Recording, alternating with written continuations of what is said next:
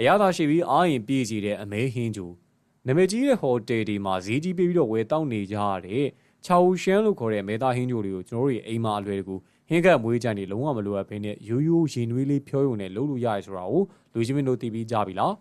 အာဟာရပြည့်ဝတဲ့အပြင်မှာပရိုတင်းဓာတ်တွေပါအဲ့ဒီဟင်းထဲမှာကျွဲဝနေရမလို့အင်္ဂလူကြီးတွေရောကလေးတွေရောအတွက်ပါလှုပ်ကြွေးတဲ့ဟင်းဂျိုလေးမလို့တစ်ချက်လောက်တော့ကြည့်ရှုပေးကြပါအောင်နော်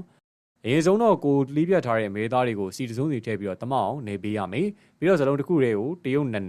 န်ပေနဲ့ကြက်သွန်မေပြီးတော့စားနှင်းငင်နဲ့ဘဲငက်မြိုင်အကြီးအဲ့နောက်မှာတော့ကြက်သွန်ပြူကျော်တို့ထည့်ပေးရပါမယ်ယူနီဘူးထဲမှာလည်းပဲရေကိုပုတ်ပတ်စုအောင်တဲပြီးတော့ရေစူလာရင်တော့ခုနကနေထားတဲ့အမဲသားတွေကိုထည့်ပေးရမယ်အမဲသားရောင်ကနီညူအောင်ပြောင်းသွားတဲ့အထိ10စက္ကန့်လောက်ခဏထားပြရမှာဖြစ်ပြီးတော့အရန်ကြာသွားရင်တော့အမဲသားမာသွားနိုင်ပါတယ်